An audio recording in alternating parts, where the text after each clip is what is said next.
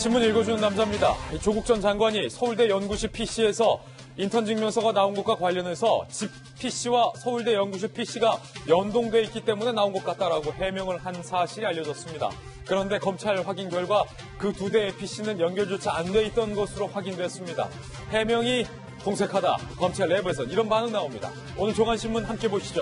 먼저 동아일보입니다. 자, 홍콩 소식부터 전해드립니다. 유서까지 썼어요. 홍콩 시위대가. 경찰은 장갑차까지 동원해서 진압을 했습니다. 무장하지 않은 시위대를 향해서 장갑차까지 동원했다는 겁니다. 두 장의 사진 함께 보시죠. 신발도 벗겨진 채 양말만 신은 채로 홍콩 경찰에 의해서 바닥에 끌려가는 여성 시위대의 사진. 그리고 그 옆에 사진은 더 심각합니다. 무장하지 않은 시위대의 이마를 총으로 조준하고 있는 홍콩 경찰관의 사진, 긴박한 사진 두 장. 오늘 동아일보 특파원이 직접 이 현장에 가서 생생하게 기사로 전해주고 있습니다.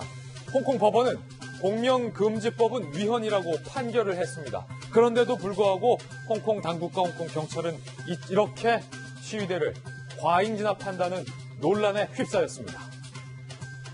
이 전 세계가 홍콩 시위대를 향한 지지의 목소리를 내고 있는 상황입니다. 홍콩의 상황은 상당히 긴박합니다.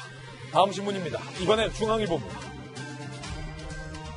조국 전 장관이 검찰에서 한마디 이야기도 안 하고 있는 이른바 진술 거부권, 묵비권을 행사하고 있는 것과 관련해서 오늘 중앙일보가 조국 교수의 옛날 논문들을 한번 뒤져봤습니다. 그리 먼 옛날까지도 가지 않아서 발견된 논문은 민정수석 때 쓴 논문입니다.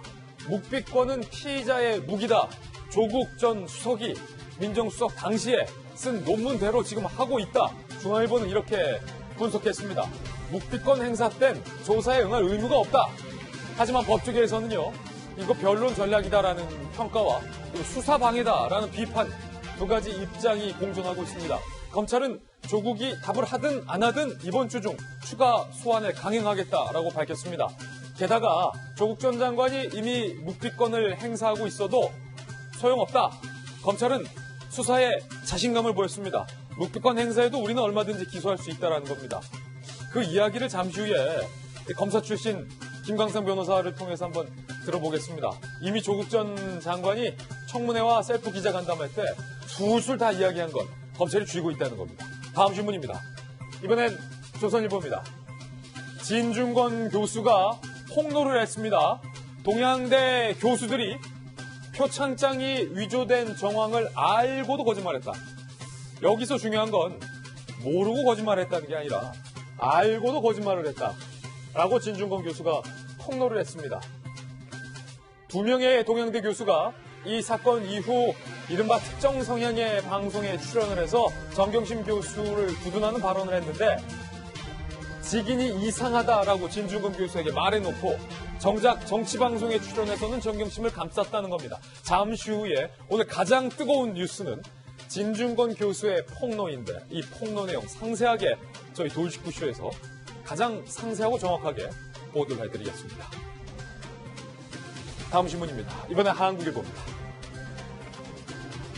주 52시간을 초과해서 근로하는 기업에 대해서 정부가 한 발짝 물러섰습니다. 경영상의 사유도 인정해주겠다라고 밝힌 겁니다. 애초 정부의 원칙대로라면 경영상의 사유, 일이 많아서 이런 거는 기업들에게 용납이 안 된다 했습니다. 무조건 다 주 52시간 근로시간을 지켜라라는 게 정부의 방침이었는데 정부가 특별 연장근로 인가 요건을 완화하겠다라며 추가근로 경영상의 사유까지 허용을 하겠다라고 바꾼 겁니다. 그런데 일각에서는 그 경영상의 사유가 합당한지 아닌지를 도대체 어떻게 판단하냐라는 비판의 목소리도 나오고 있습니다. 노동계에서는 정부가 주 52시간을 사실상 포기한 것 아니냐라는 비판의 목소리까지 냈습니다. 다음 신문입니다. 자, 이번엔 경향신문입니다. 총신대 교수들의 성희롱 발언이 논란입니다. 이런 말도 했어요. 나는 연계가 좋지, 노계는 별로다. 그런가 하면 여성의 신체 부위를 언급하면서 정말이지 절묘하게 창조된 부위다라고 노골적인 성희롱적 발언을 수업 때 서슴지 않았습니다. 학생자치회가 교내 성희롱 발언을 전수조사해서 공개를 한 겁니다. 여성을 성적 대상화, 성차별 발언, 여성 혐오 발언 등등 5명이 18차례 부적절 발언을 했다라고 학생 자치회는 밝혔습니다. 다음 신문입니다. 이번엔 세계일보입니다. 재발등찍은 일본. 대일 무역 적자가 16년 만에 최저치를 기록했다.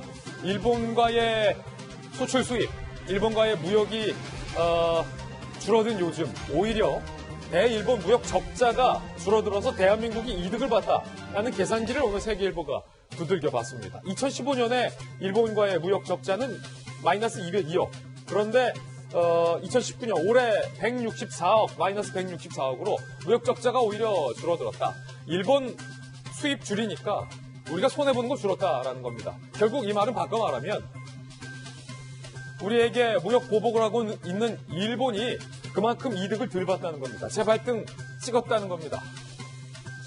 한편으로는 누가 손해봤네, 메롱 이러는 양국 간의 현실이 안타깝기도 합니다. 한일 간의 관계 빨리 해결해야 할 것 같긴 합니다. 지금까지 신문 읽어주는 남자였습니다.